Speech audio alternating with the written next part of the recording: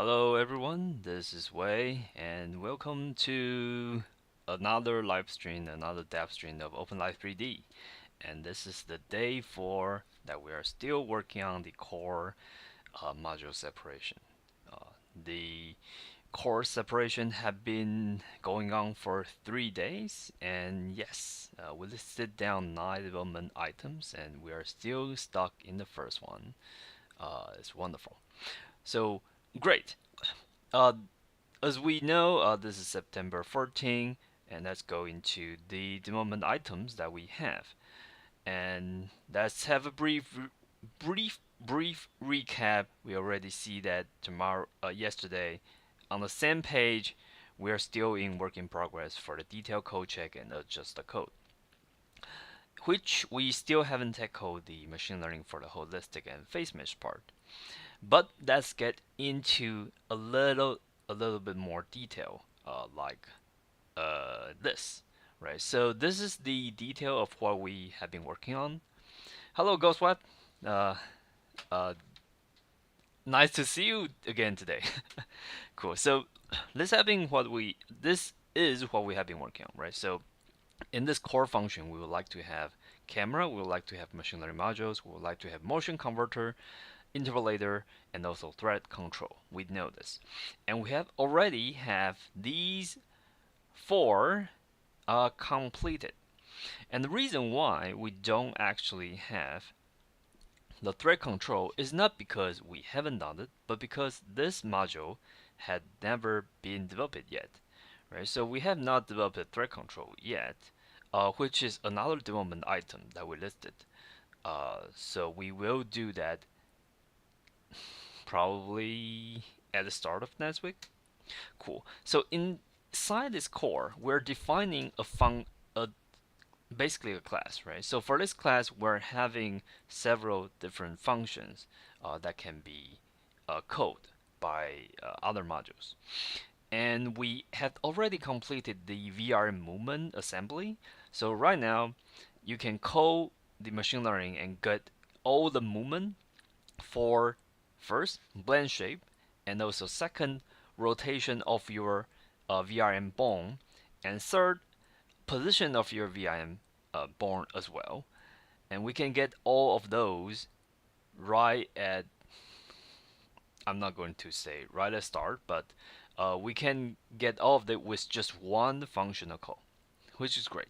And we can also get a video and get a landmark for the debugging windows. Now we're working on the initialization.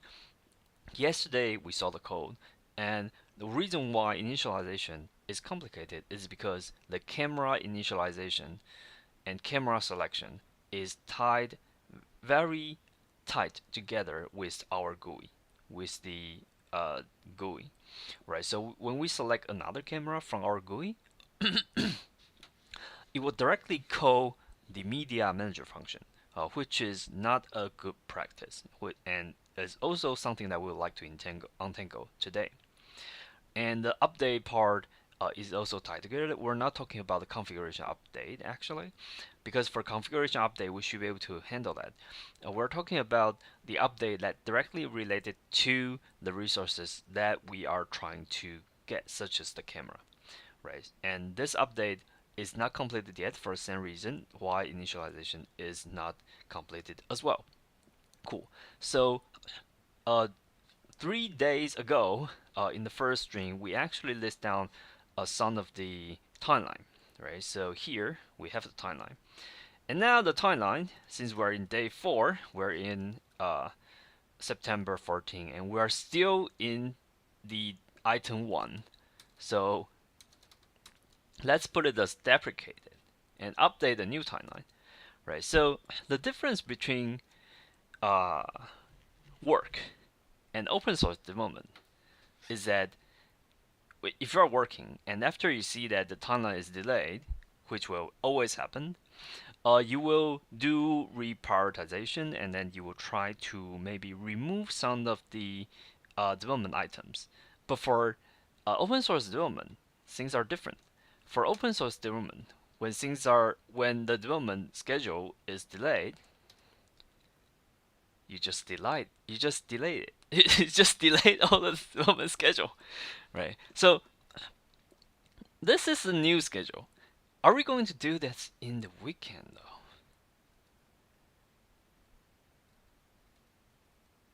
Okay, so let's not list that we are going to do the weekend in the weekend. Let's list it for Monday. Okay, for a thread separation, for the thread management. Okay, cool. So now with this new schedule, we aim to finish the core separation by today, which is reasonable because since we only have initialization and configuration uh, update for today, so we should be able to finish it. That is great. And uh, it is also reasonable that we spend so long. We spend 3 days. It is very likely still that we're going to spend at least more than 3 hours today on this core separation, because the core for the OpenLive3D separation is going to be the new foundation of the entire structure, right? So it is very reasonable that we spend a lot of time on this, and I hope you appreciate it. Although there's not a lot of viewers and not a lot of daily users of the OpenLive3D product, but we aim to provide a better foundation. We aim to provide a better structure that can support both the website usage and also the Electron usage. And yeah, and we are going to tackle the Electron as well this week, right? So based on the schedules that we plan. So great. That is just the update for what have been there, and we can start checking our code again. Right, so here we updated our timeline, and let me see. Okay, let's add a cover for the plan today, initialization of a config and update of the config. Let me slightly add the cover. That is called core function. Okay, so today core function initialization configuration update. And the next thing, we will open our code. Wonderful. And with our code open, let's also open, wait a second. Let's put this update a little bit down so it's more visible. And after that, let's also put our test up. Great, great, great, great, great, great. So now we should have everything set up. Let's see, model update. Good, good. Okay. We're now having our setup running, so let's just start coding again. So in our code yesterday, where were we, right? I think we were here looking at this set camera callback function and have a lot of complaint about it. Let me briefly drink some water. Right. So we complained about this because for a set camera callback, we're using that in our controller as much as I remember. Yes, we are using that in our controller, which we need to find a way to untangle this. So the idea is we still call the media manager from our controller.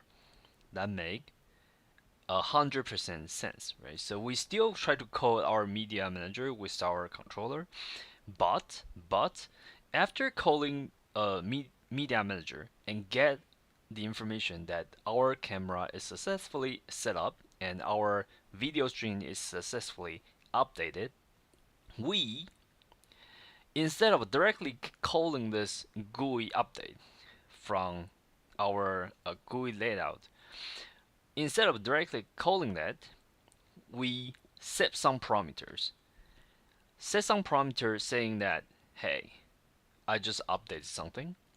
The camera information is there. You can get all the camera list, and you can also get all the camera, not just the list, but you can get all other information as well, such as,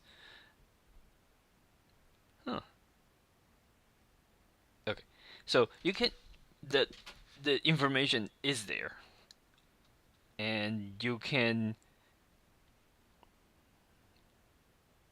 okay, let me organize my thought.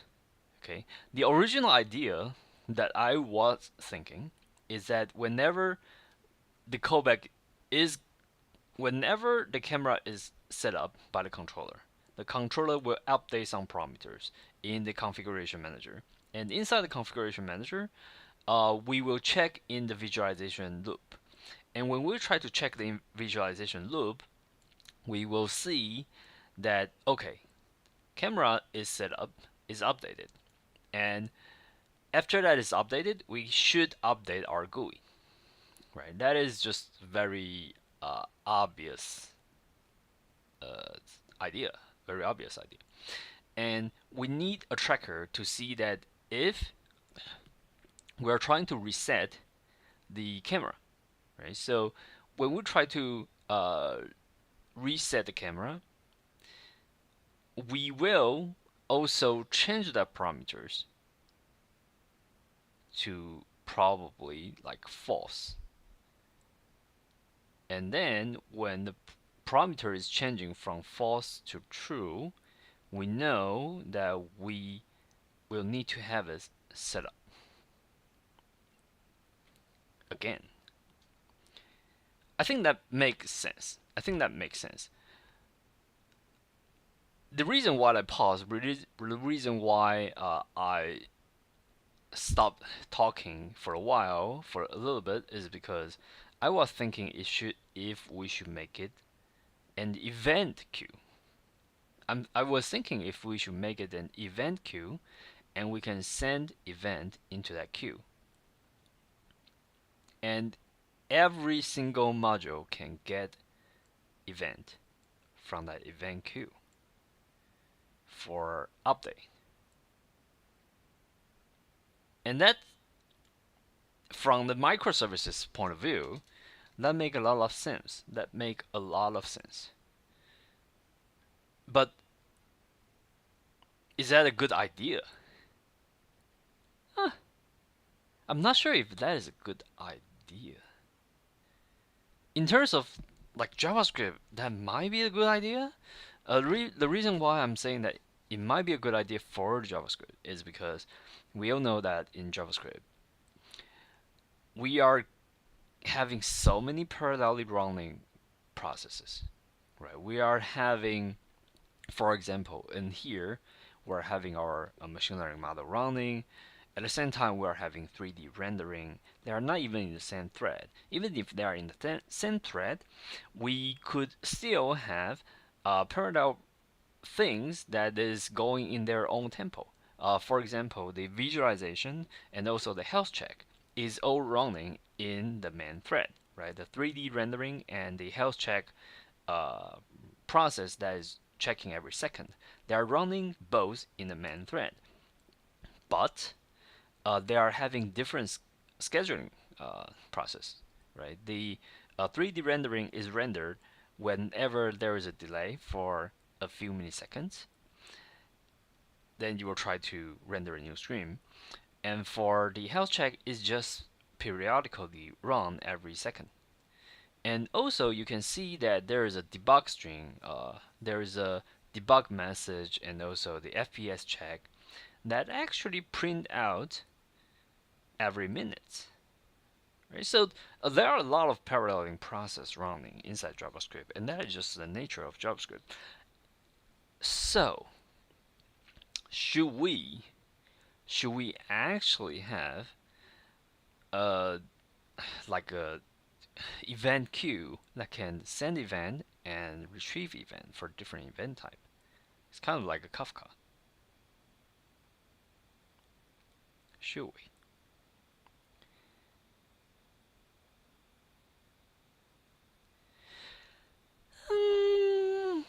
Okay, let's not complicate things out because we shouldn't just make one use case for an event queue and make it, right? That doesn't make sense. So let's still continue on our development pace because if we're actually going to make an event queue, that's going to be a different structure and that's going to be quite a beast, and we have to rethink how different modules could utilize that event queue.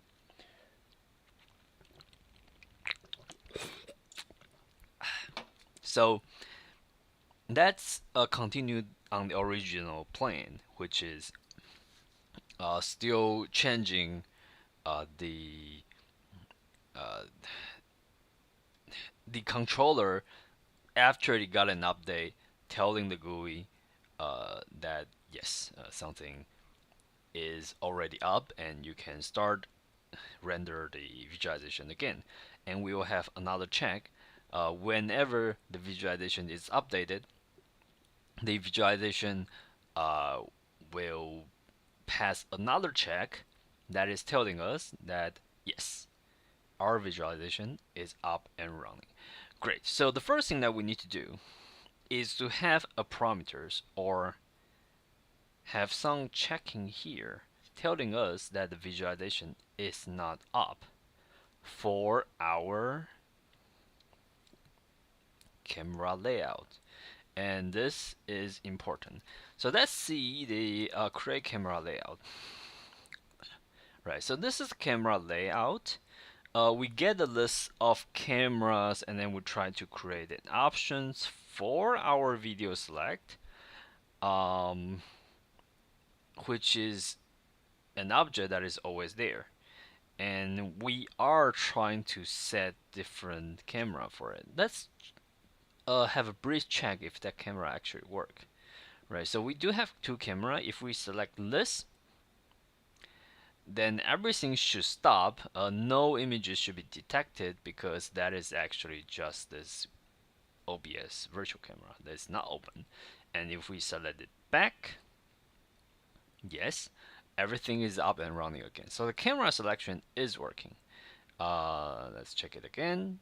The OBS is stopped at this, yes, and yes. Okay, so our camera control is up and running, and we do have this camera settings, video settings also up and running. We can see that there is some logs here,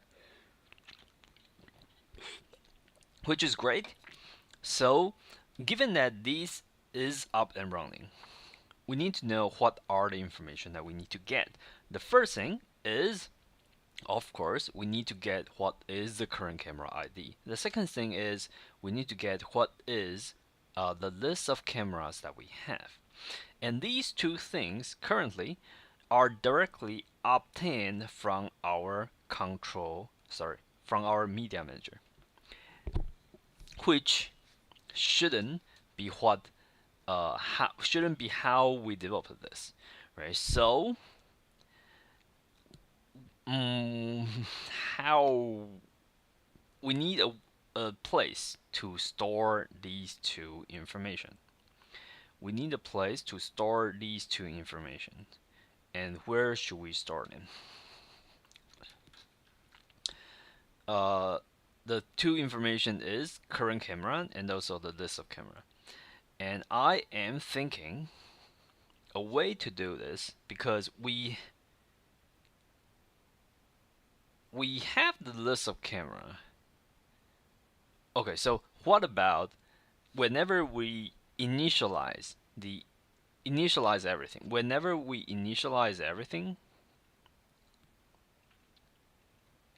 we list down the list of camera and then we don't touch it again, right? So we don't create our element every single time.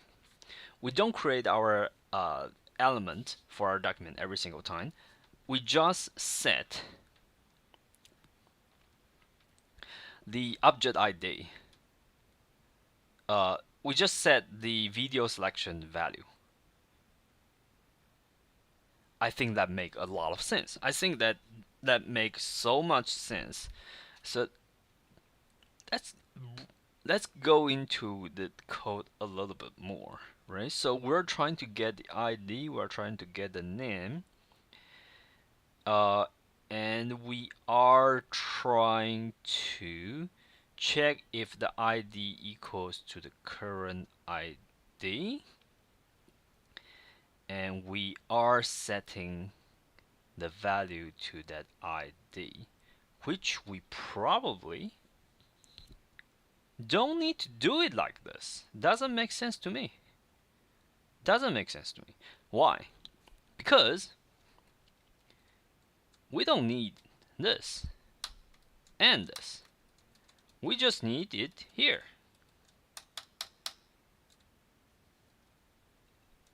Right? This should work. This should work. Let me check. Let's check. If this work, it means that the previous discussion doesn't really make sense. Okay, so we do, while initialization, we can see that the FaceTime camera is successfully selected if we reset it to OBS and it doesn't work. And it doesn't work. Why? It should change to OBS, right? And we reset to FaceTime. Why?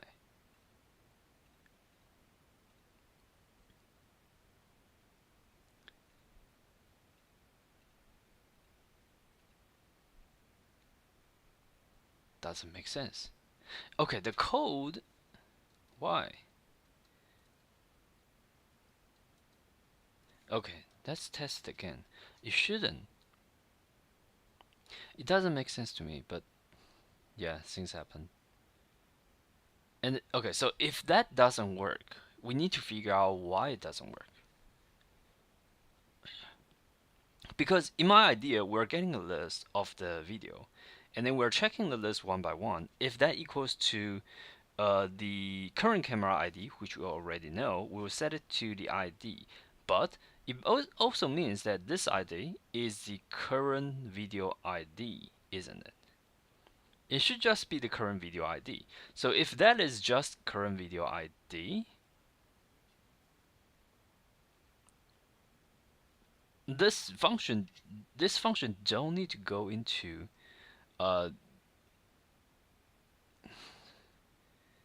this function don't need to go into, but okay, so changing this line out from the inside will break the function, which I still don't really know why. Let me check if we can do this instead. Right. So here we are loading that only inside. We're loading this only inside our video control, and changing this will remove the camera capture, and change it back will enable the camera capture because you can get the right camera.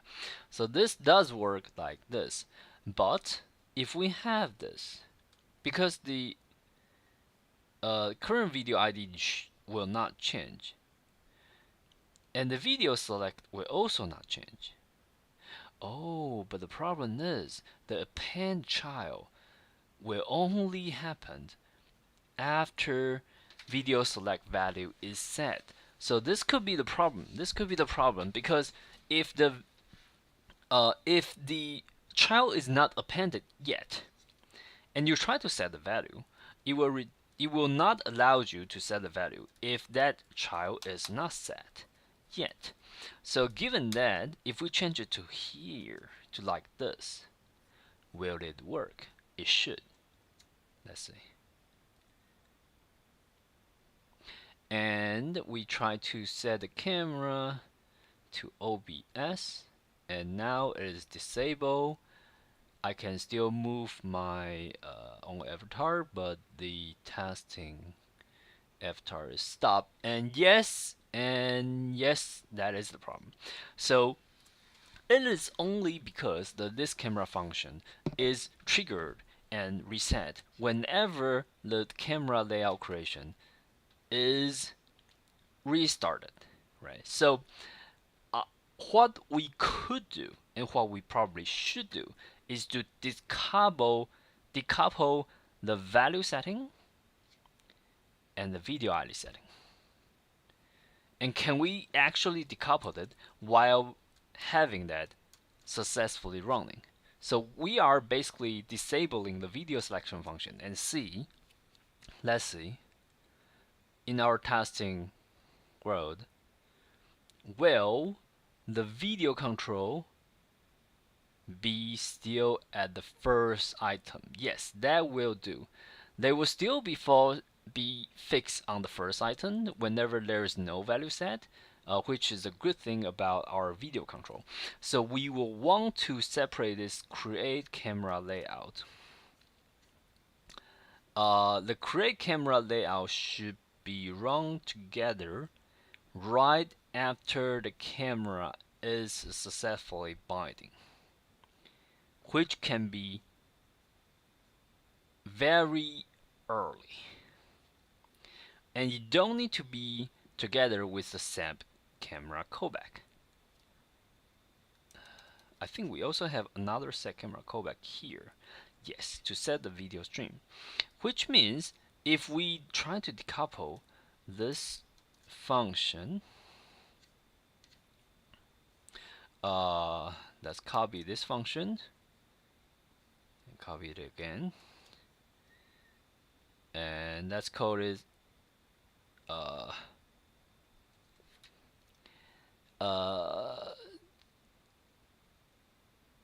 is it set camera select value.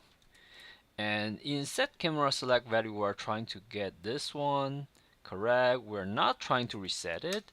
We're trying to get the video ID again. And what we would like to do is to set the value to the current video ID, which we will probably be able to simplify it in this way. So we want to separate this set camera select value with the create camera layout. And with this separated,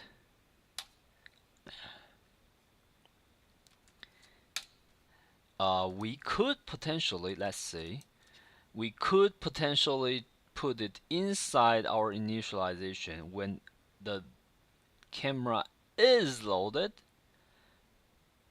When the camera is loaded, we could, because this is a callback, so let's see, we are running two functions here. One is that we set camera callback, and one is that we create camera layout. So we create camera layout here, and then we don't create camera layout again. I think we only do it one here. Great, wonderful. And now we need only to set camera value. Set camera select value. And let's see if this actually works. Let's see if this actually works. And this is a lot cleaner than what we previously have, because the GUI will not reset whenever the camera got an update. And let's see if the selection actually worked. Okay, it's froze, and then select it back, and it's up again. So good. This is the first step of the untanglement of the function, and we have successfully get it to work in a degree. And now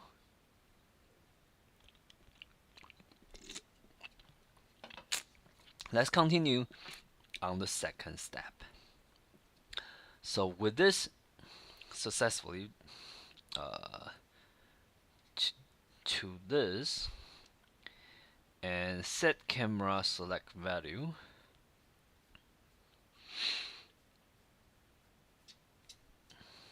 In set camera select value, I think what we are getting is the current camera, right? And for current camera, we are currently at this moment trying to set that current camera inside Media Manager, right? So Media Manager have a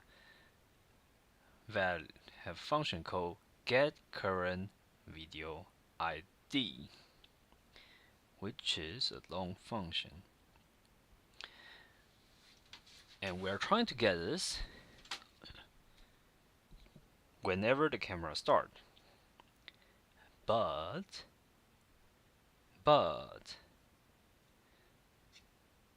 can we set this current camera inside our configuration? We should and we could, right? And this will make it even cleaner so that we don't communicate. Right, so let's see. Okay, so camera, we only have camera flip, it seems. That's great. So it's called current camera ID, and we will set it to an empty string at the beginning, current camera ID, and this will be, it will be too long. Okay, this will be at system parameters that cannot be updated. So current camera ID, great. We're setting that in the configuration, and whenever we are inside media and whenever the camera is updated, we're trying to reset this camera ID to the new capture, which we could set that here. And are we getting any parameters inside this? We are not getting any parameters inside this, but it should be fine. So let's see. So set config manager value, and we want to set the current camera ID to this, and we want to copy it for both. And with that set, it means this will be updated whenever the camera is loaded, right? So whenever a camera is loaded, we will be able to call this set camera callback again, and inside this set camera callback, we will just try to get the global variables. Okay, set camera select values. We will just try to get the video select to use. We'll just try to get the video select to set the value. So it will be get current config manager value with the current camera ID. And with this set to like this, we could test it again. Let's test it again.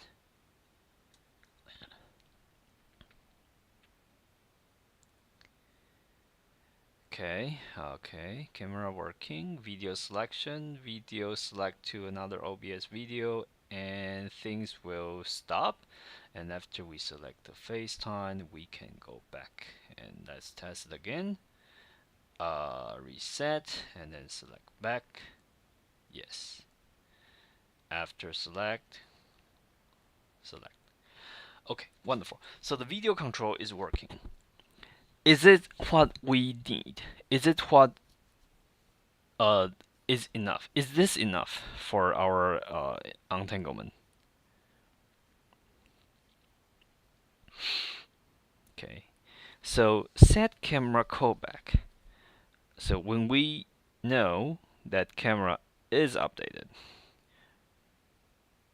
we check the width and height to see if we need to see. Okay, we shouldn't call to friend here. That's uh, instant friend.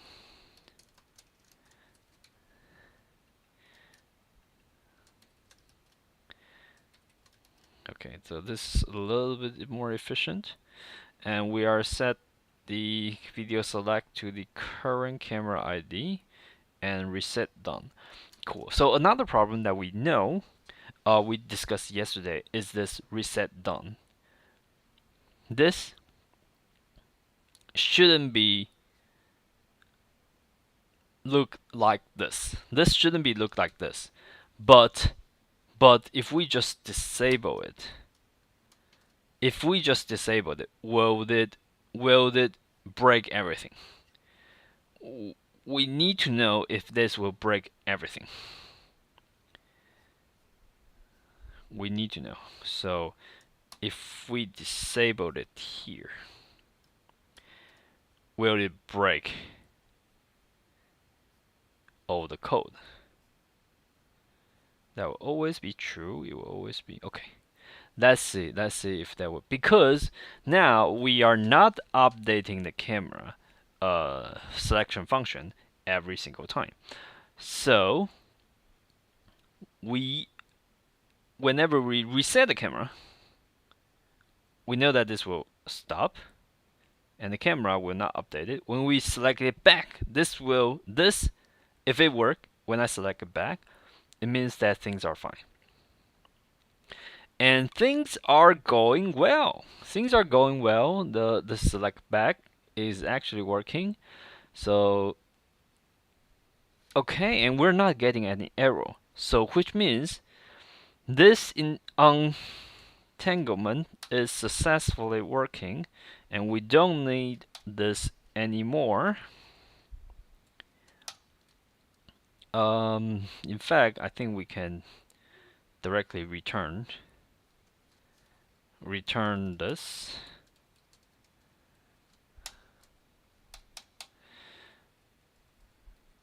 Yes, and we can remove the resetting, and here inside the GUI reset done.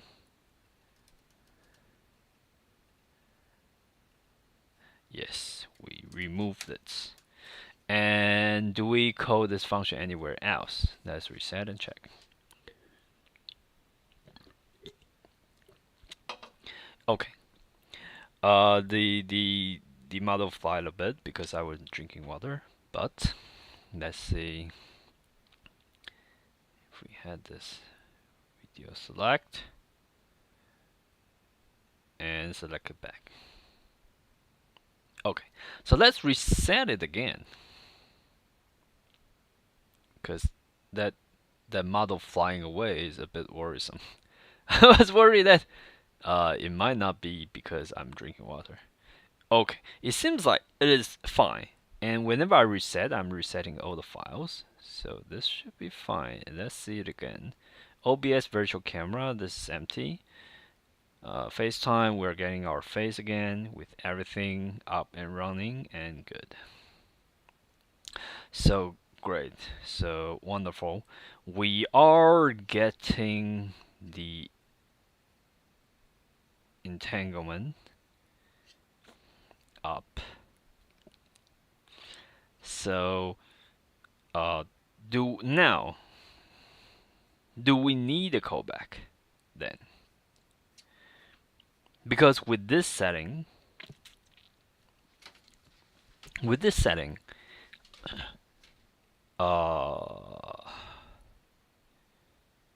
okay, with this setting, we should still, yes, with this setting, we should still run it inside GUI, because these are part of the GUI, right? These are part of GUI. But currently, we're calling this inside this set video stream function. And this set video stream function is in our media manager.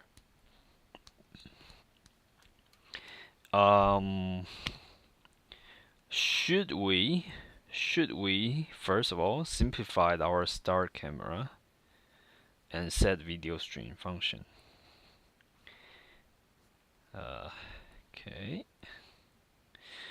Because they are very similar, just a little bit of configuration difference in this one, and the console log that print out messages with the device ID.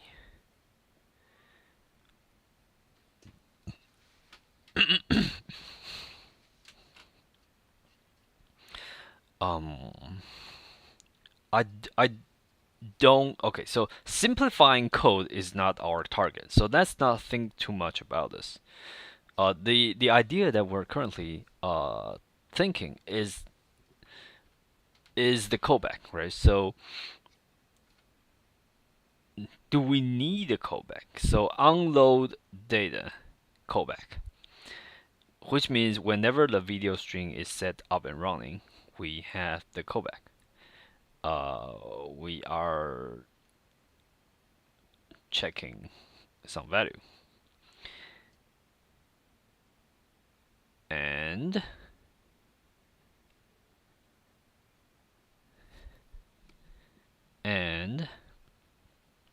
I understand that there is a way to maybe set two configuration value instead of using callback, and we're just updating that in the configuration value as always. But that shouldn't be how we tackle this problem, right? We should actually be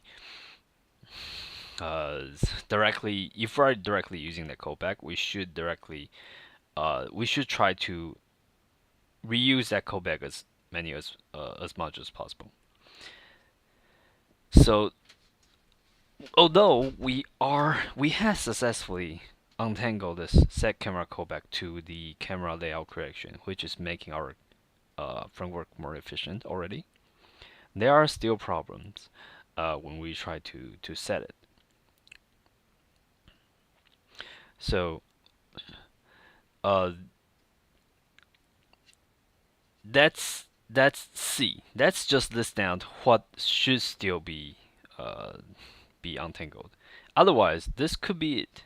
Otherwise, this could be good enough for us, and we can actually start to do other development items. Worker loaded, load a machine learning model. Right. So everything here should be load core.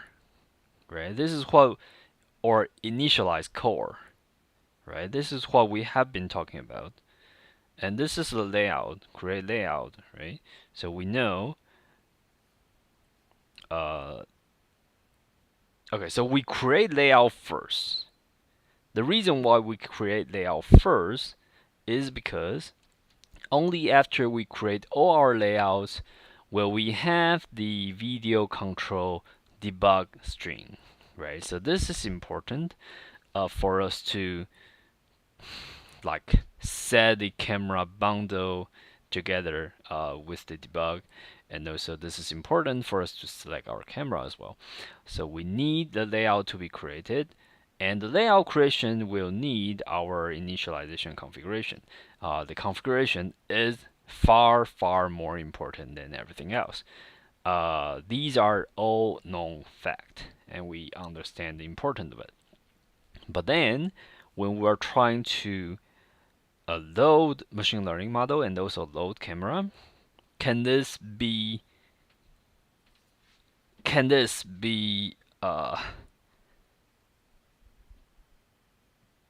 combined into one, which we want to combine into one, right? This will be init core. And if we want to combine them into one, how do we do it?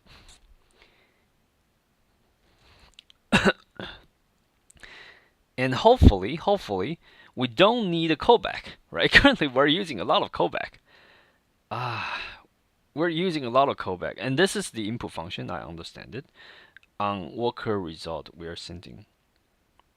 On worker result is actually the inside manager, right? On holistic result, on worker result is inside manager. So it means that we don't need. And this callback is actually just sending a console log. So we probably don't need this.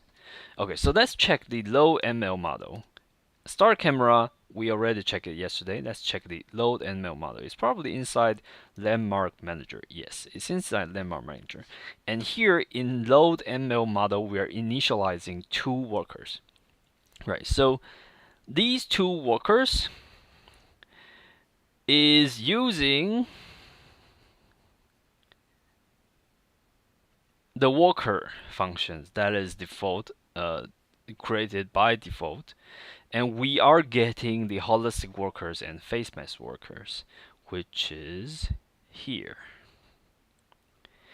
And inside holistic workers and face mask workers, we are using this import script. And inside this import script, because those are workers, in workers we understand that they will open up a new thread. So inside this worker script is already in a new thread, and inside this new thread we are import this JavaScript. And inside this JavaScript we will get a function to run face mesh.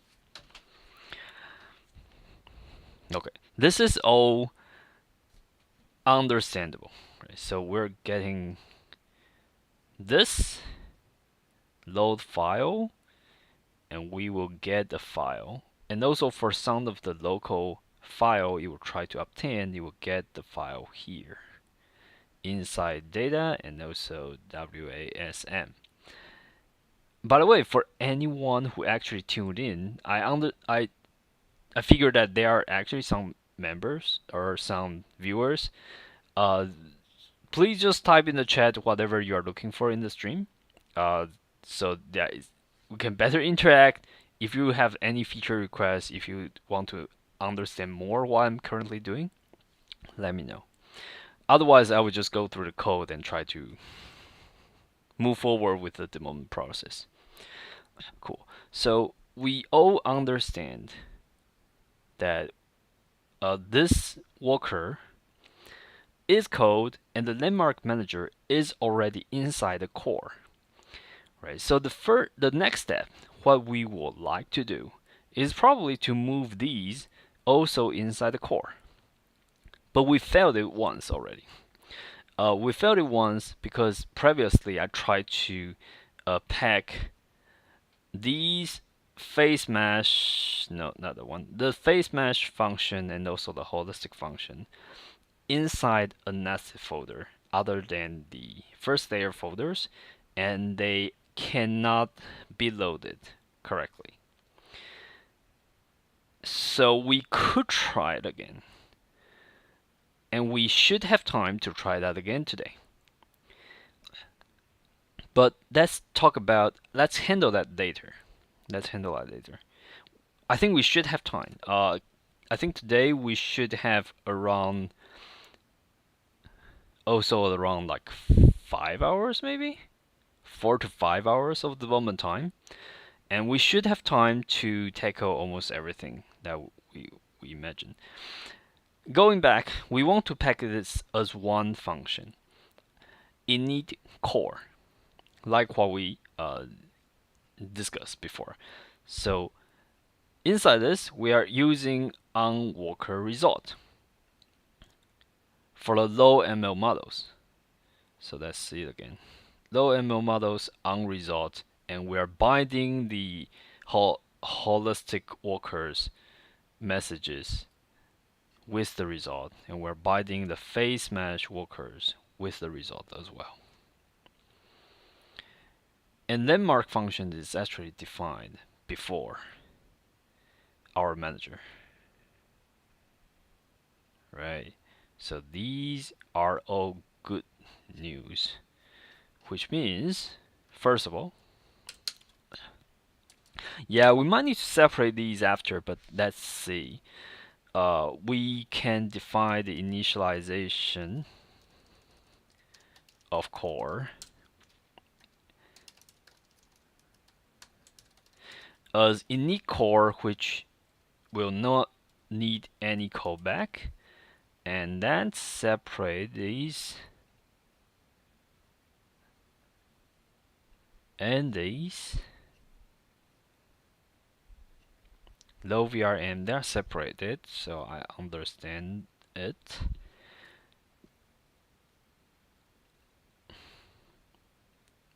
Yes, so that's okay. So this one is easier. Let's make it inside.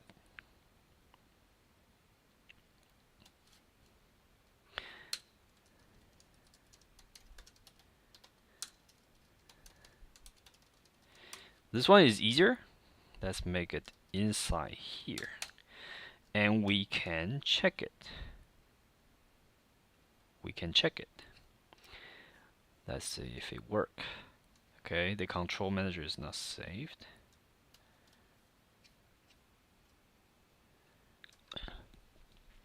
So reload, and everything seemed to up and running since we are changing the initialization. If this one is up and running, it basically means everything is up and running. So that is good. So the first step, having the machine learning part inside the core without any callback, without setting up other functions that should be inside our core, success. Another thing is our camera. And camera, we already know, heavily tied to the UI. And we will probably need a way. It seems like we will need a way to get the information whenever the camera is loaded for the first time to create the layout instead. So let's see if we change these two. With the first time that we get a camera loading, which is, if I understand those correctly, will be the check integration, right? The check integration is the first time that we have our images. Yes. So the check integration is the first time. First time that we have our camera loaded. So whenever the camera is loaded, machine learning model also loaded, VRM model also loaded. Then, after all three loaded, we create the layout of the camera. Does it make sense? It seems to make sense to me. It seems to make sense to me. So, and then we set the camera callback after the layout is created. And this is an async function, so it should be fine loading one by one, right? And we're drawing loading, which means it shouldn't break anything. And by doing that, we are basically having the start camera decoupled. That's check. Will this even work, or will this fail? Will this even work? Camera loading up, and we have. This is fantastic. This is fantastic that we have things up and running, and we have our camera up and running. We have the layout selection working well, and fantastic.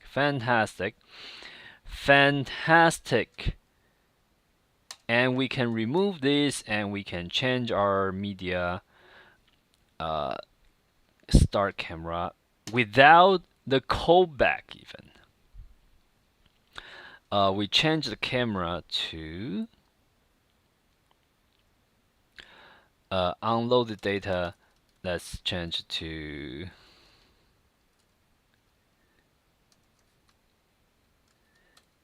console log video data loaded. Nice, nice, nice, nice, nice, nice, nice. And I think this is the only time that we call initialization for our camera. And let's test it again.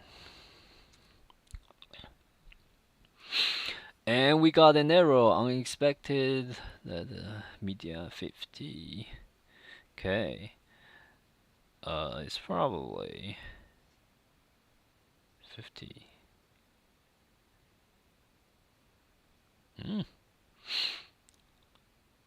I should be defining a function here, right?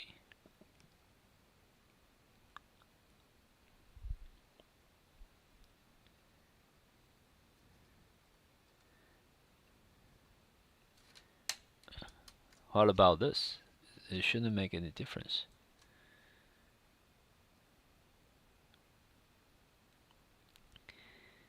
Camera loading, camera up, and wonderful, wonderful. We are having everything loaded. We are having the camera successfully go lit. We froze it, and then we set it to the correct one again, and our face is up and running. That is just fantastic. It is helping a lot, and we untangle that. Start camera, put it inside our core as well, and we can make it a sync function. Can we? Initialize it. Okay, it's not a sync, and we don't even need to make it in a sync function. And in our load ML model, do we use it several times or we just use it once? I think we just use it once. In that case, we don't need a callback anyway. So for the load ML model inside here, we don't need a callback.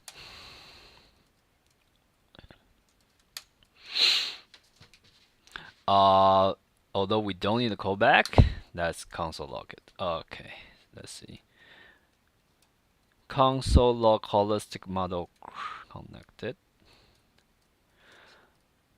And in our landmark, right, and we don't need callback here.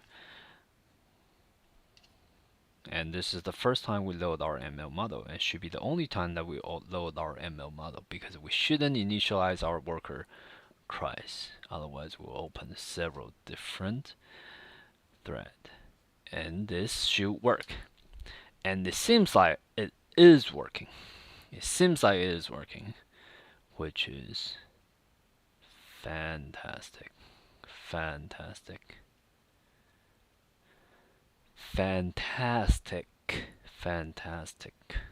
Wonderful. Great.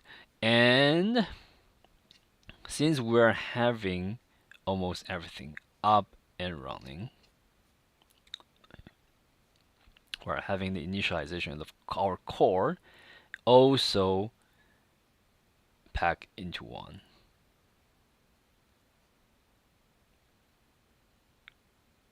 The only problem right now, the only single problem that we still haven't solved,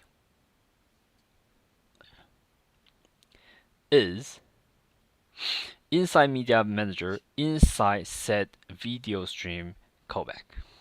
So this is the only problem. Whenever we try to reset,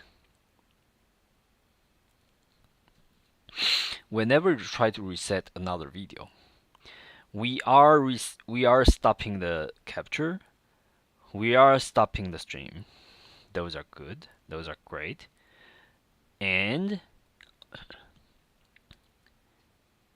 after we stop all of it,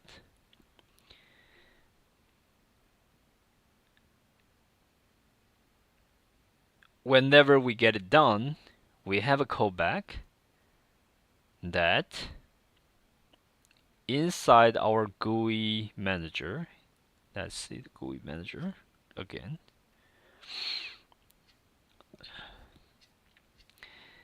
We try to, this is not the one that we're looking for.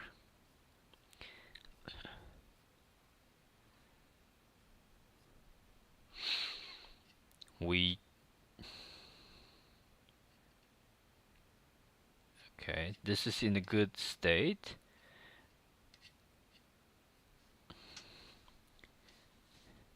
Where is that function? I want to find the function where we select the current camera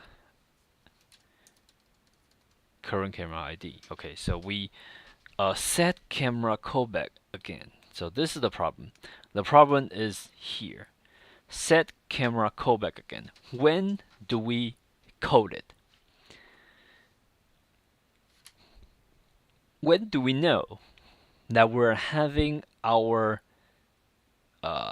camera up and running again when we reset it? When do we know? I think first of all, we can have another variable that we evaluate.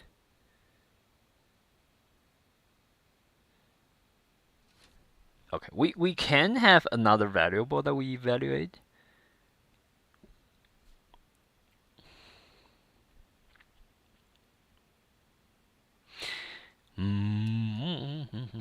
Okay, so there are two things that we need to check. One, of course, we need to check the GUI layout. Another thing, inside our control manager, when are we able to capture that state?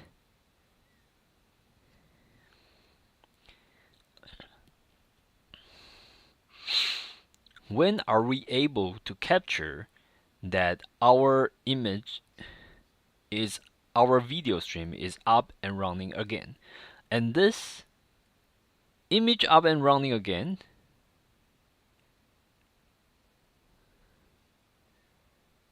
should be somewhere in our visualization loop. Yes, this is in our visualization loop because we have the check image here.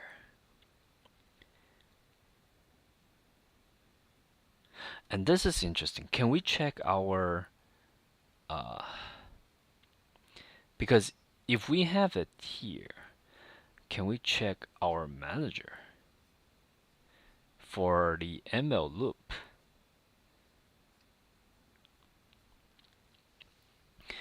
For the machine learning loop that we are running, the ML loop, I think it is called onWalker result. So this is the machine learning loop. So the onWalker result loop, does it check the image? It doesn't. It doesn't check the image. It doesn't check the image.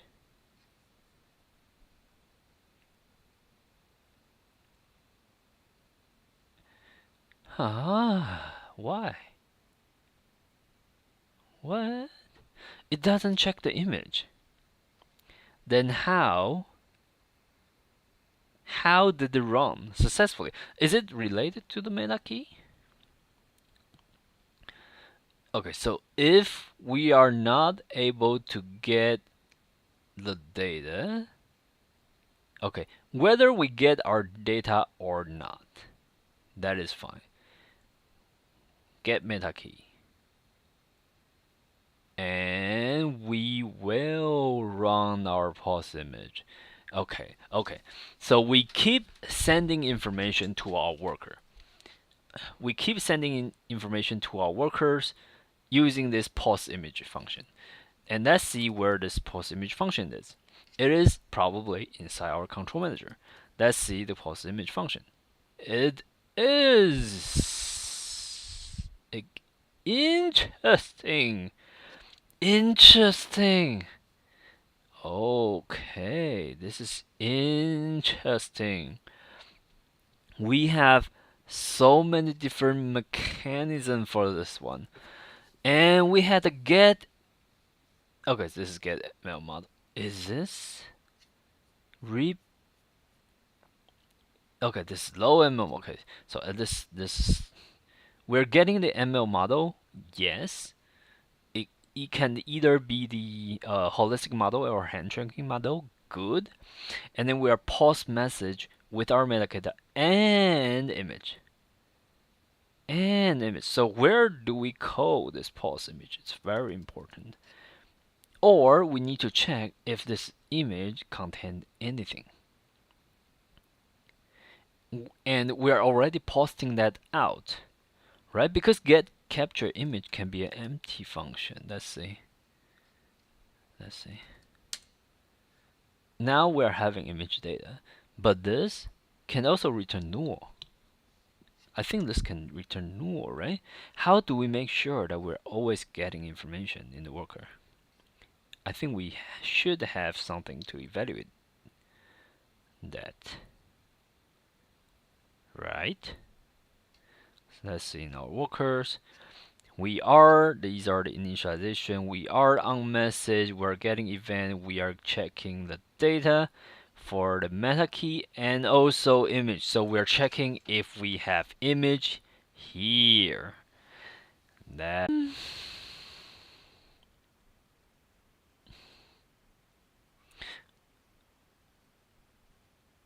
reset camera happens in so many different places. Right? Reset cameras happen so many different places. Should I set it here on change? Sorry. Reset camera. Okay. Okay. Let's follow this process first. Set config manager value reset camera into true. So we are resetting the camera. When we are resetting the camera, and when inside our control, we're getting this check image, which means the camera had successfully been reset. Is it? Or could it be possible that the camera reset haven't finished? The camera reset haven't even started. And we're going into this function. I think that could happen. That could happen. So where do we set, right? So right inside this, we're stopping our capture. Will it be fast enough? Because we're having like 16 frames per second. Will it be fast enough even?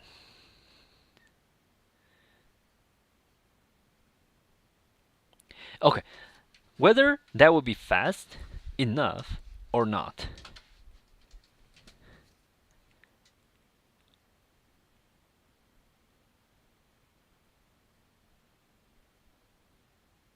we can see, right? We can try to see.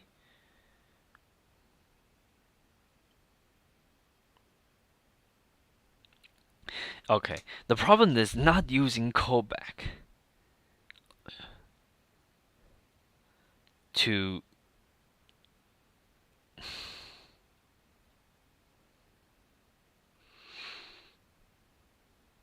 adjust that function is just very tricky.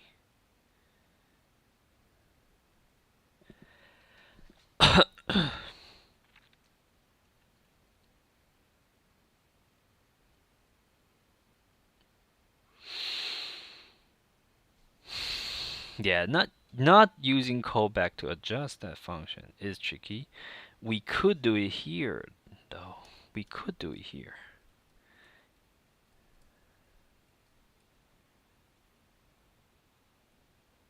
We could do it here.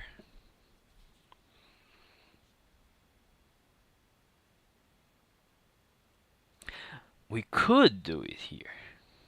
because this will only be triggered once. And okay. Change of idea. Where is that function? Yes. Change of idea. We do it not when the start, not at the start. We do it not at the start of the media changing, of the video changing, but at the end of video changing. And whenever this is set to true, it means that we should reset our camera, which is good because we have some of the update video here. And this update debug video is trying to debug the video, right? So why do we have a if true here? Oh yeah, because we want to, let's have a comment, set for third-party integration validation, okay, which is not developed yet. Okay, and before update debug video, we can check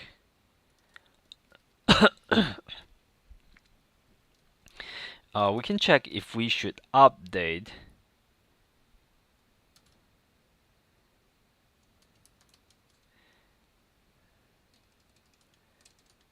camera select. And update camera select can be something here. And we will see if get CMV the camera update, if the reset camera is true. If the reset camera is true, we will code the set camera callback. Right. Does it make sense? Seems to make sense to me. And set camera callback is actually an empty function, right? Let's see. It's actually a function, sorry, not empty function. It's actually a function without any input. So yes. So if we delete this callback, and if we inside Media Manager also remove this callback, are we completely untangle everything? Other than we need to remember to change it back to false. Are we untangle everything correctly?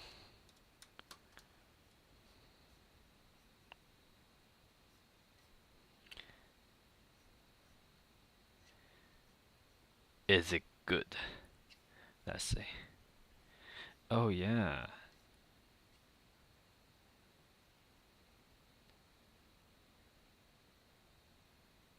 Oh yes, this is also tied to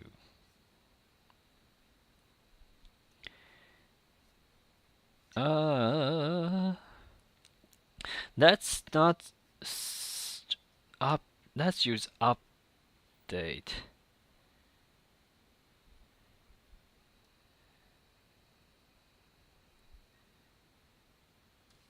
Let's use update video control and have update video control here and have to check for third-party integration here, and we also evaluate if we should update the reset camera, and we can remove this function and also here remove the camera select.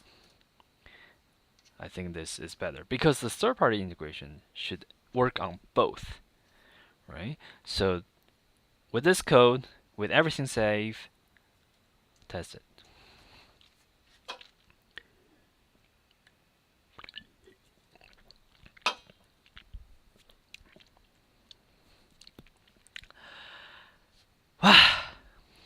And now the tricky part, setting camera.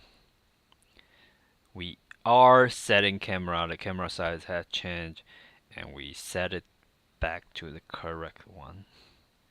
And we are getting our face, we're getting the frame update, we're getting the video update as well. We are getting there.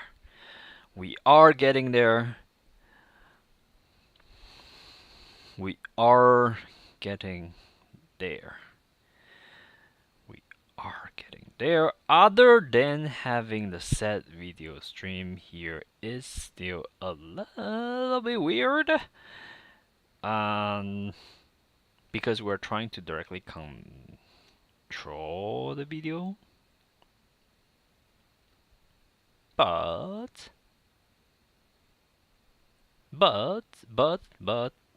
it should be fine, it seems. Should be fine. Yeah. Yep. I think it should be fine though. It should be fine. Set the video stream. Because if we aren't having a wrapper inside controller, that will just be the same, right? So this is basically configuration update, and we directly untangle everything.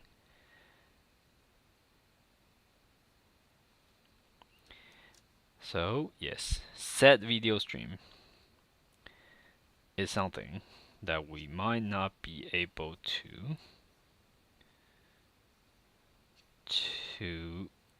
remove. Since that is not able, we are not able to remove it.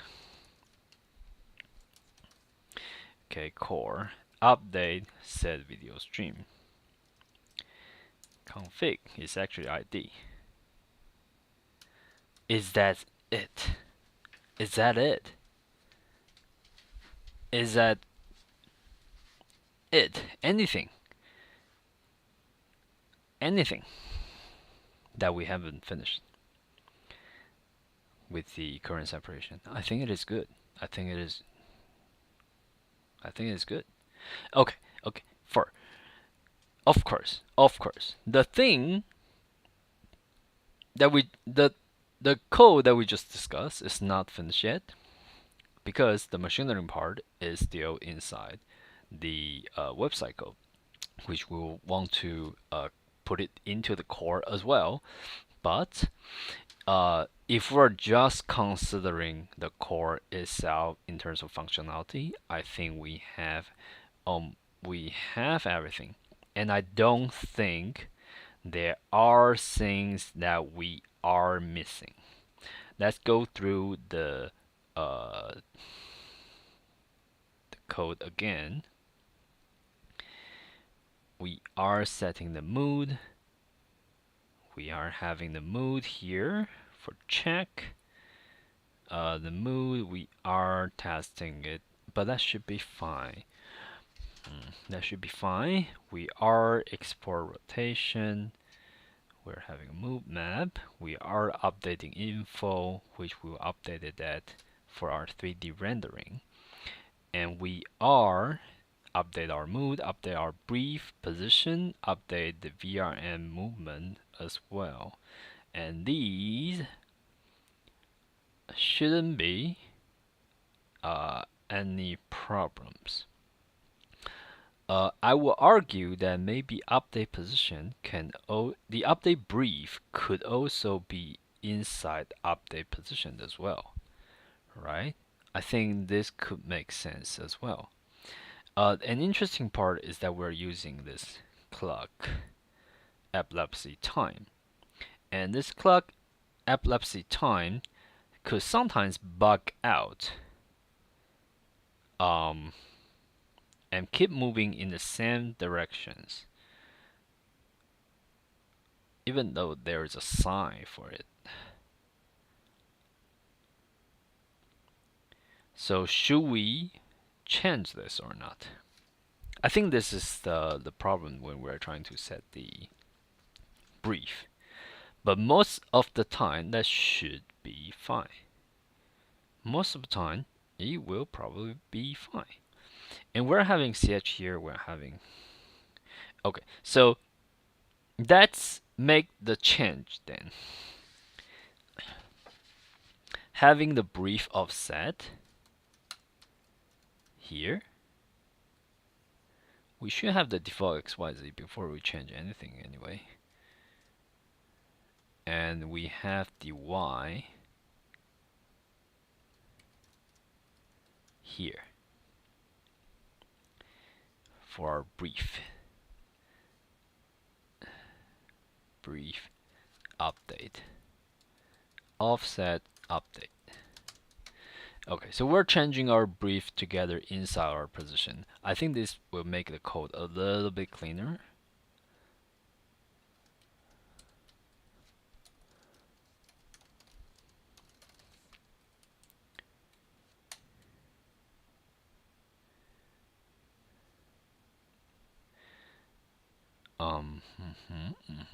Okay.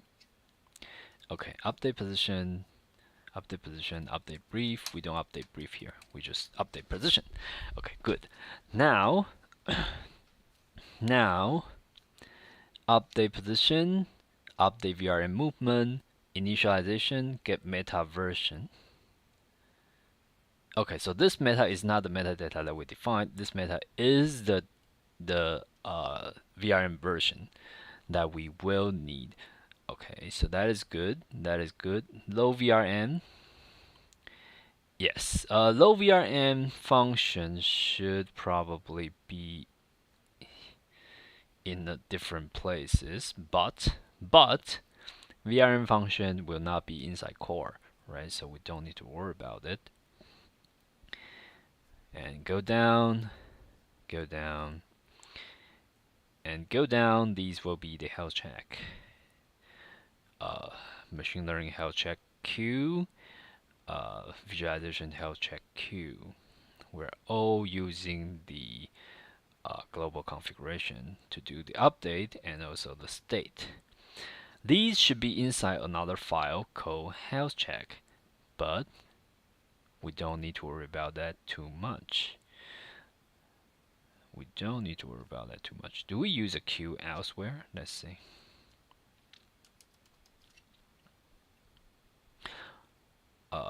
This is, we don't use this elsewhere. Okay, so let's see if we remove everything. And after we remove everything, we create another file inside control called health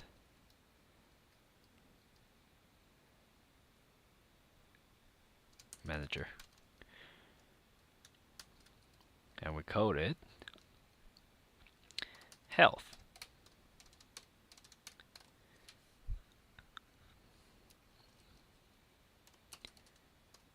manager. And inside our index, we have a health manager. Will this work? Will this work? Let's check. This is quite a huge change though, because I didn't try to figure everything out in the health check. But we will probably able to do it. Parameters, general, we still have the FPS running, which is good,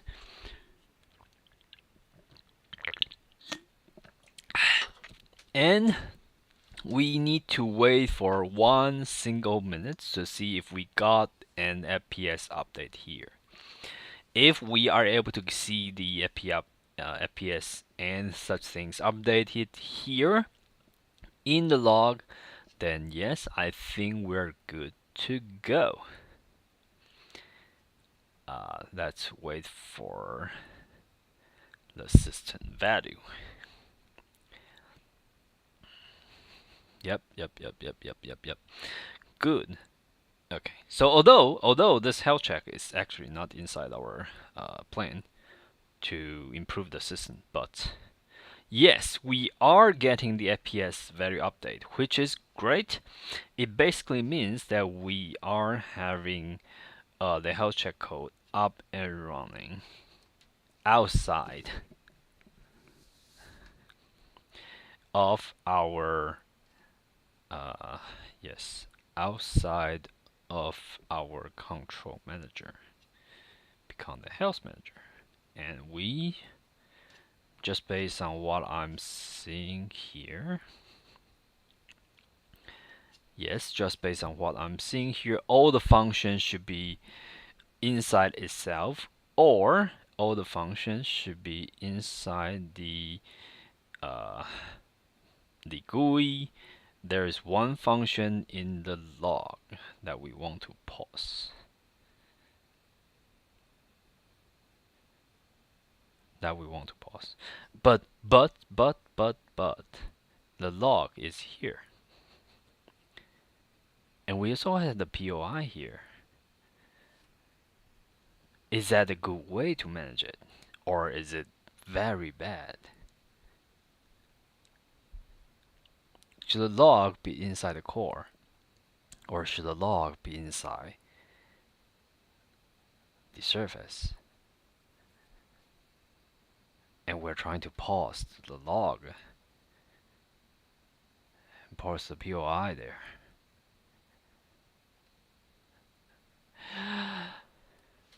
This is tricky.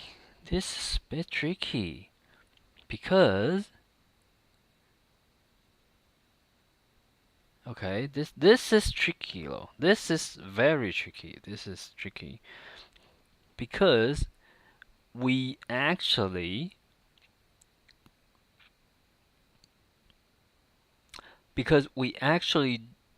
don't want the log because we okay, so we're getting the log inside our is it from GUI? We shouldn't get it from GUI, right? Or okay, oh, get log items. Okay, this is fine. Get log items, get log items. Okay, we should be fine here. But inside control manager, we're trying to get a log. Yes, we're trying to get a log and then we're trying to print it. That's reasonable. That's reasonable for the thing inside the visualization loop. But for the health manager, we're trying to print the log, the health of the log here, which will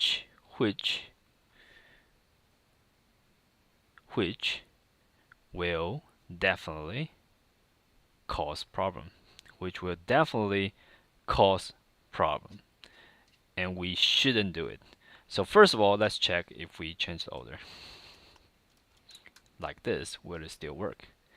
I'm guessing it should. It should still work. If it break, then oh my goodness. It shouldn't break. Okay, first of all, this is the first important check that we have, that we'll need if this should work.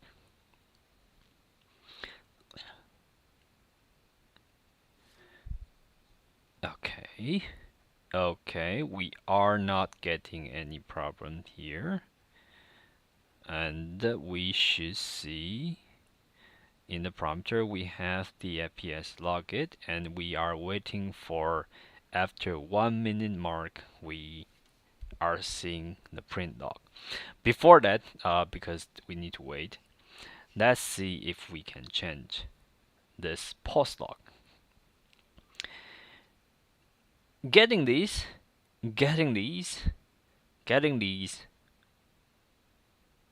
should be fine.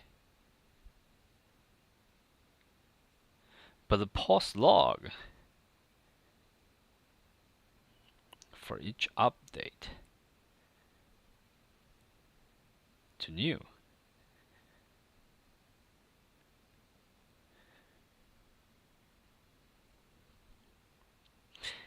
okay, this is the tricky part because we shouldn't post log here.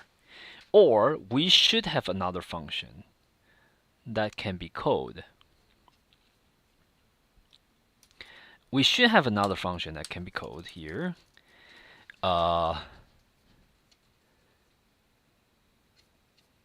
Get health log, right? We should have another function that is called get health log, and then we'll return olog, right? I think this makes sense. This makes sense. And inside this get health log, we can code it in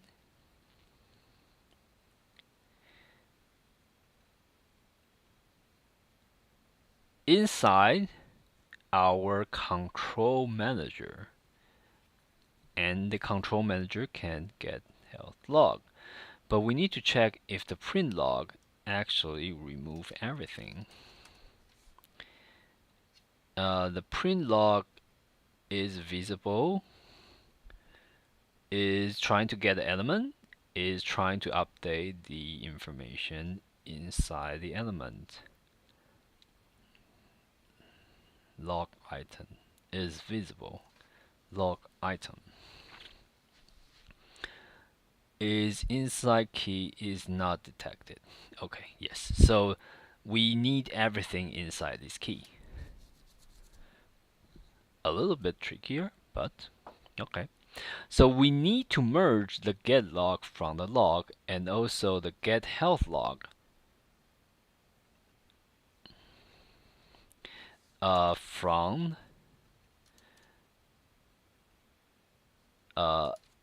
okay, so let's change the name of the function a little bit because we want to make it more manageable. Okay, it's not that mark. Post core log.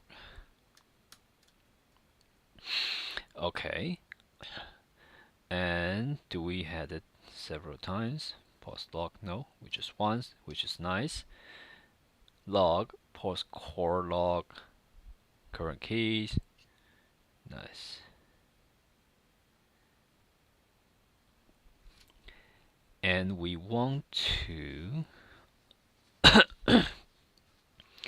merge it, which is actually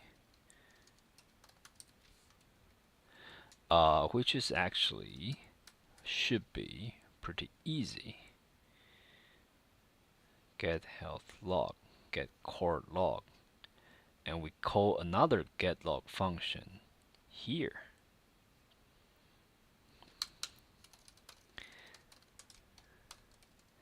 That we get all the log and merge in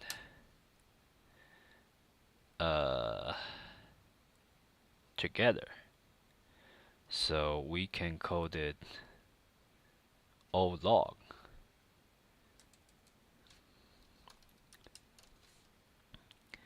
So the O log here should be health log, and the log here should be core log,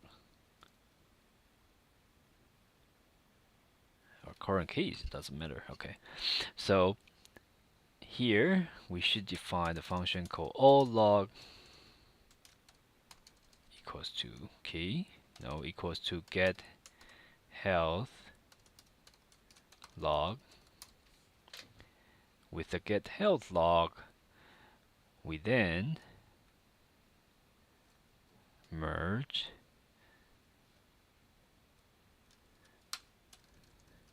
the core log equals to get core log, and we've tried to merge the core log to O log.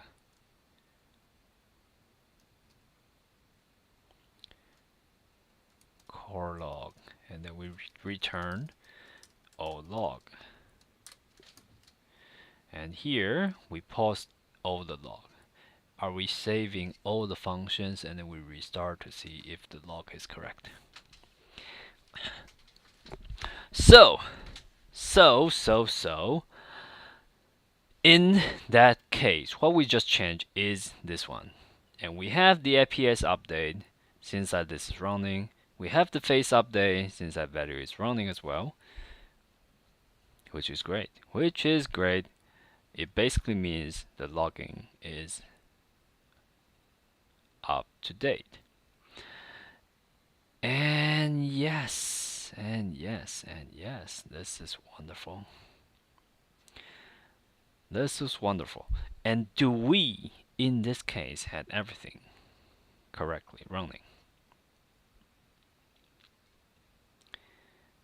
Get health log, post core log. The POI is here. Let's see, where do we get the POI? Do we get it here? Yes, we get it here. Draw landmark. Okay, get POI. Okay, that makes sense though. That makes sense though.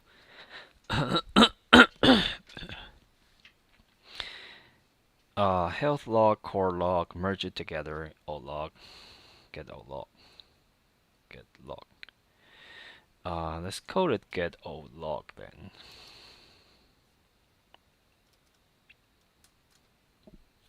Okay, and how about we combine everything together again? Updating for DrawSim, and then there's a log for UI update. Okay, these three sim should be called update VRN sim.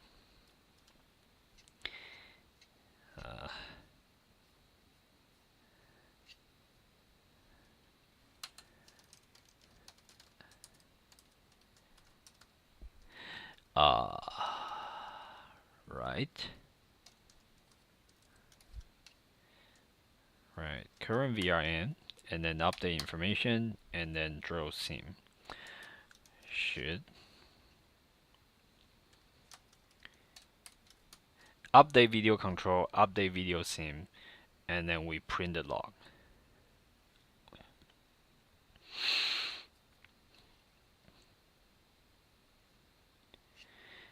Or we could code it. We could code it. We could code it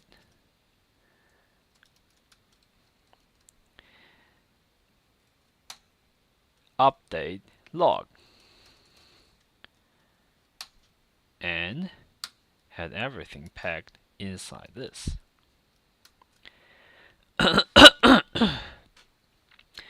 And the code is just so much nicer. Wow, pretty.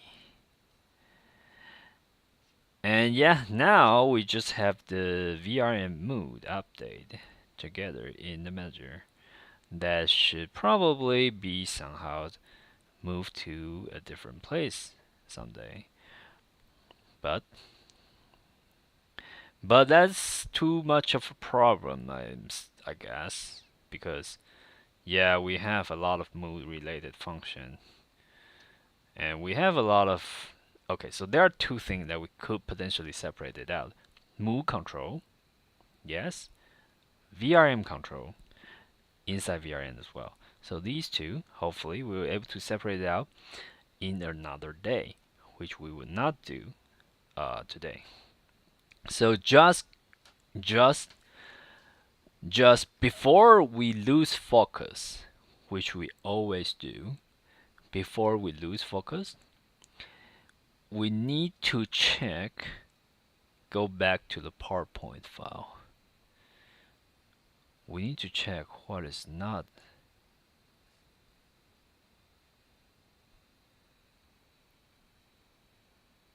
What is still in our plate.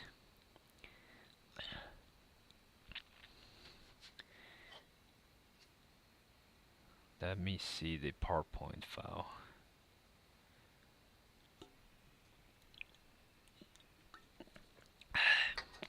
Okay. Let's see. So we have the camera control. We have the MO module. We have the MO motion converter. We have the interpolator, all inside our core. We have the initialization. We have the update, all finished and done. So what is not there yet? The machine learning part, right?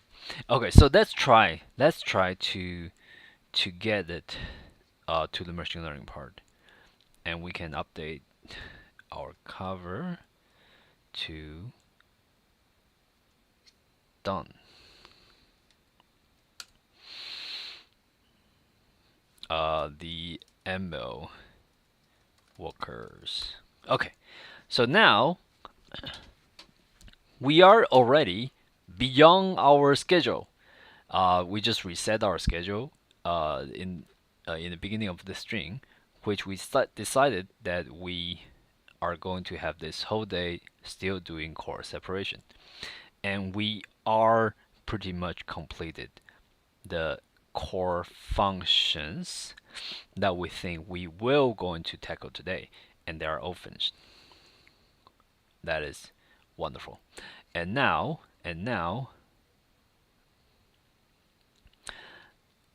let's try to get the ML workers also inside our core, and this will be quite tricky. First of all,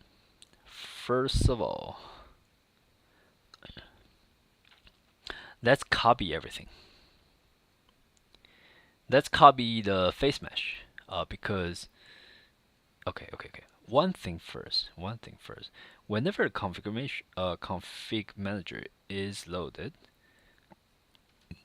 let's have the hand tracking set to false. And I know that this hand tracking icon is just so garbage.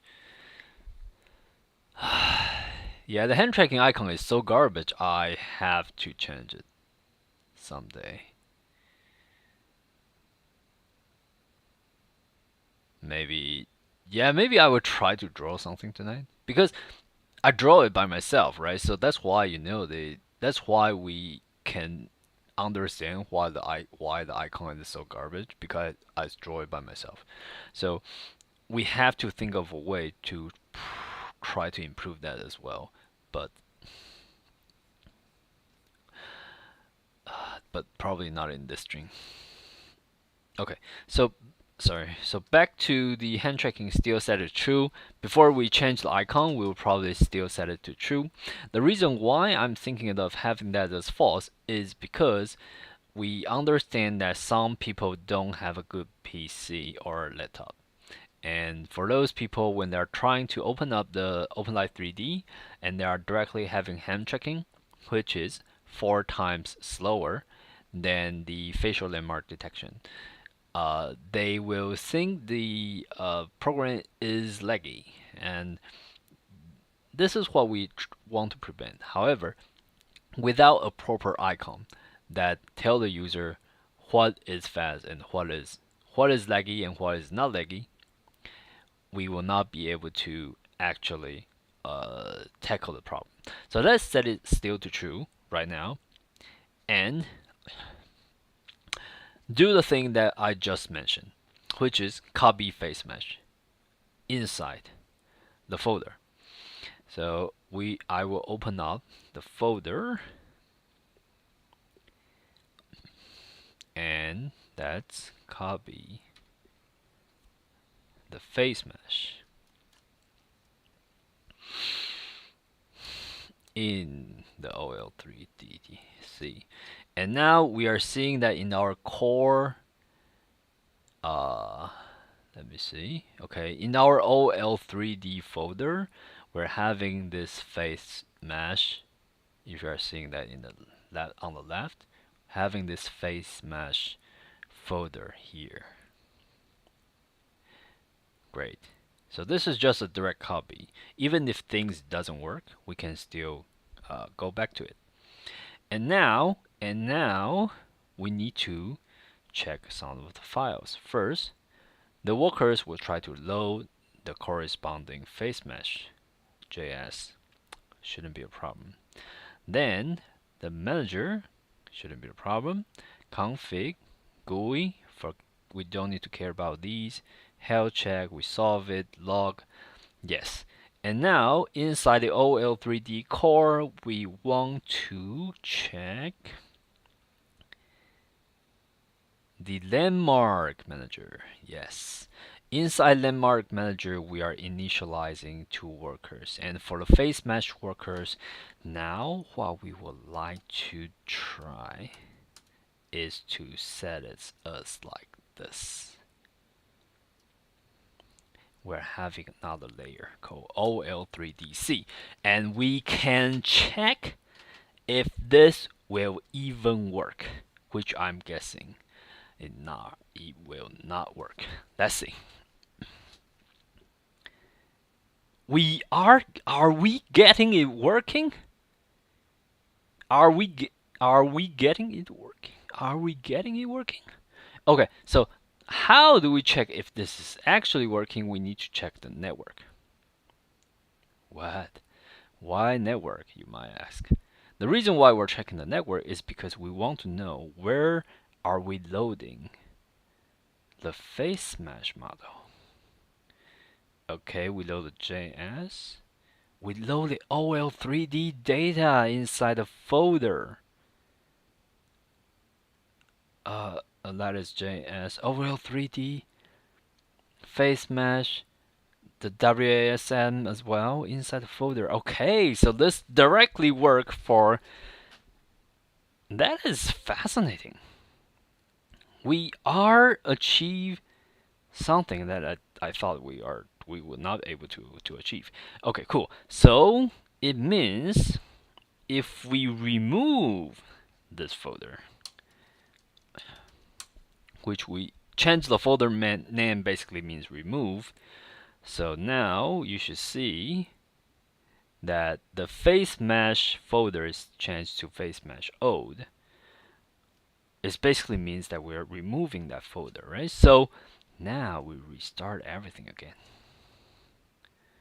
And we are still able to load the machine learning model from our OL3D core. Fascinating. Fascinating. Okay, cool. So face mesh is working. Wonderful. What about holistic? I think this is the one where I faced problem before. If I don't get any problem, just if we directly had everything working, if we directly have everything working, we can probably stop the stream. But let's see. Will this even work? Will this even work? Let's test.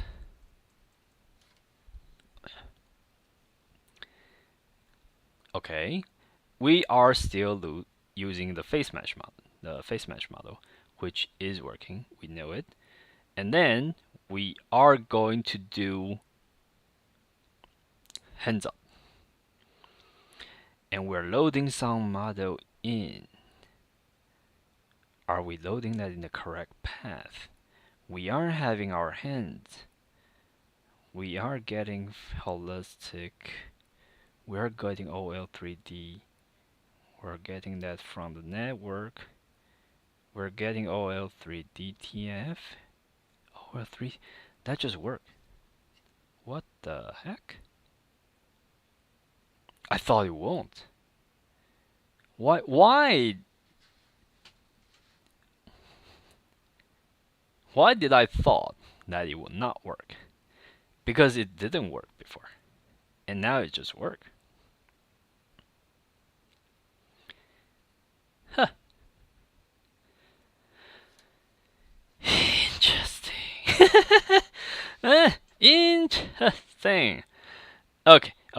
So the function shouldn't be defined like this anyway, right? Because we're predefining how the folder can be integrated, which is under OL3D core folder name, which we should be having that as an optional field inside this load ML model for the user to set some parameters. And I will say that okay, so these are in the workers already. So it means that these are not in the workers. These are Denmark manager. So this is not in the workers.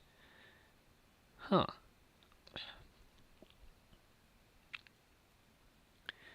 So we could potentially. Okay, so that's okay. Things are going too smoothly. So it is making me a bit puzzling on what to do next, but edge path, right? So this is the holistic path, and this is the face path for our face mesh. Great, and we can have the edge path and face path here. And for the path, we could potentially use a different integration. So let's have the config up again. Where's the config? This is core. This is the SRC. This is config. And we can have the config defining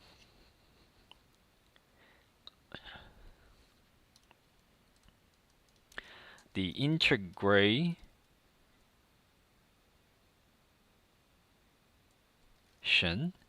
sub-module path. A little bit long, but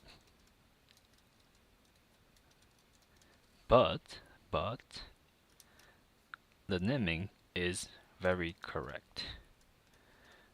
Integration sub-module path. And here we're getting integration sub-module path. Get config manager integration sub-module path plus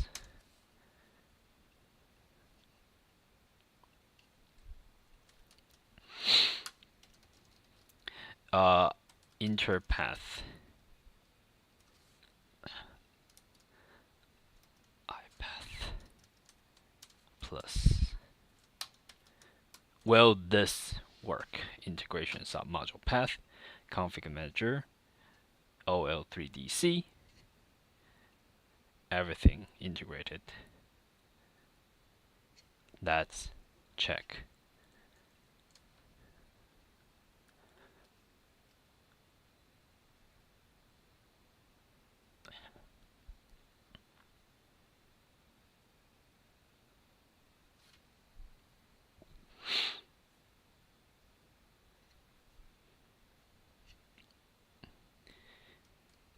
Let's check. Okay, things are not working. Things are not working for probably this comma. Let's see again. Yes. Camera loading. Model loading. Integration. We are in, and we check the model is loaded from the OL3DC. Yes, and we can check the hand model as well. Hand model start loading. Hand model finish loading. And hand model are loaded from the OL3DC path as well. OL3DC path. Yes.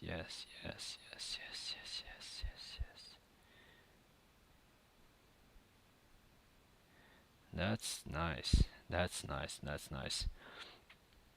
Disable it. Cool. So now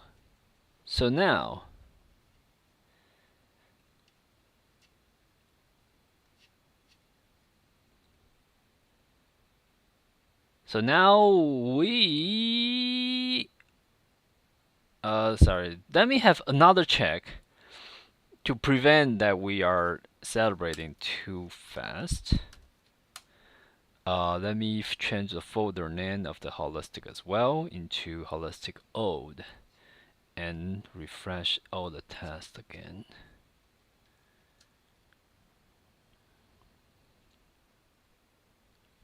Okay, good. And then load the holistic model. And the holistic model is working. Nice. Disable it. Back to face. And yes, I don't see any problem with that. OL3DC holistic. Yes. Yes, yes, yes, yes, yes. Yes, yes, yes, yes, yes.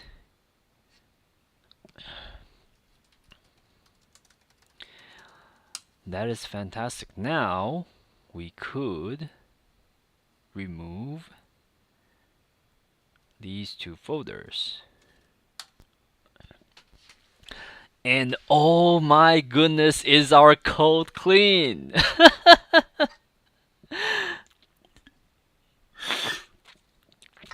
Wow. Our code is so clean.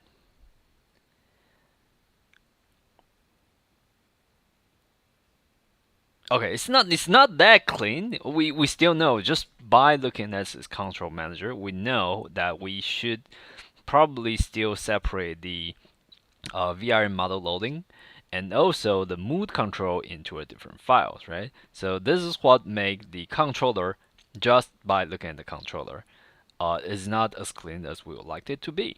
But remember, we got 700 lines of code, actually like a little bit more than 700 lines of code inside our controller at the start of the session. At the start of this rewrite, we are separating 300 lines of code inside the manager, yes, but we are separating 300 lines of code inside the manager, and we are successfully basically decoupling every single function that we will need to this core.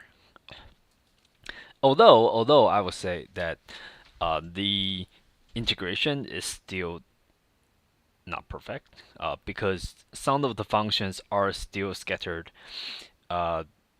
We are having all of the functions code inside this controller update, visualization update. Inside different update functions, we are getting different information and send it to the visualization UI, which is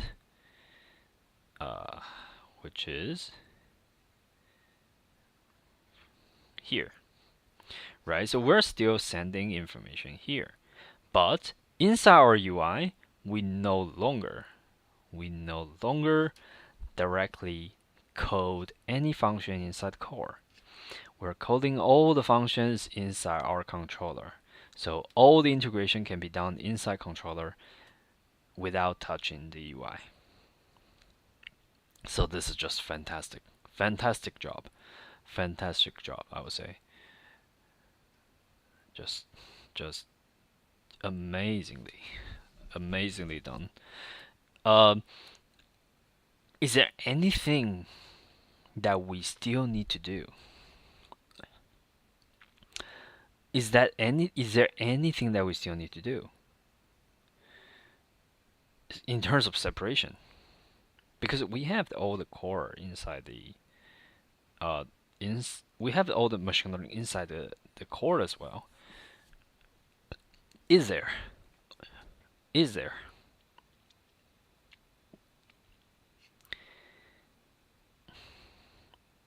Okay, let's say we don't have anything that we need to worry about inside the core now, or inside the core anymore. We don't have anything that we need to worry about it, that we need to worry, and we got everything up and good. the next thing that we are trying to do, we might be able to do something maybe a little bit ahead of the schedule, is to try to get the Electron version using the same core and having a different UI setting, right? So that's what we aim to do for our Electron. So before we tackle it, I think I want to make the stream a bit cleaner in terms of our target, right? So before we tackle it, I think I will end the stream here. I think this, let me stop the testing. Right. So before we tackle it, I think I will end the stream here, because I think this is a very good point that we actually stop. Let's go back to the PowerPoint again. I think it's a very good point that we stop, and we have everything updated, and that's also update our PowerPoint, right? To see we have holistic and face mesh also finished. These are all done.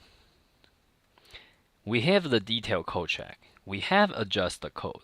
We have the final test. And we can remove the work in progress.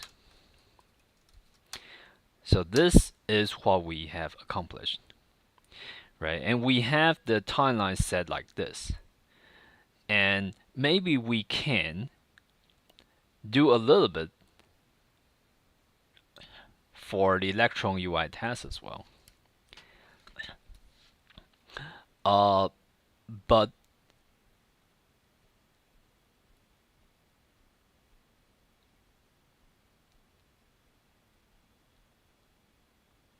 okay. One interesting fact is that in the original idea, in our core, right? In our core, we were saying that we want to have a final test. What does the final test mean? Right? There are several different ways that we can describe this, having a final test. One is the test that we just run.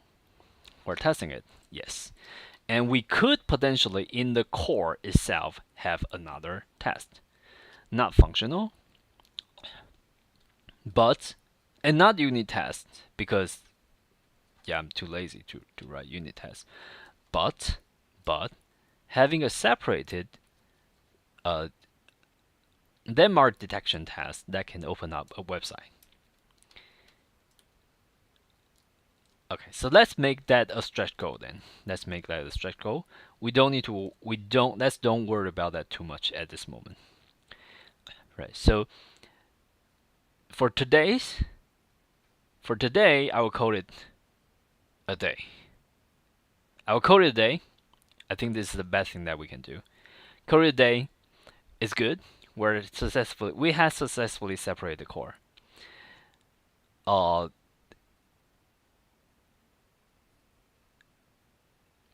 And for tomorrow, we will start to tackle the Electron.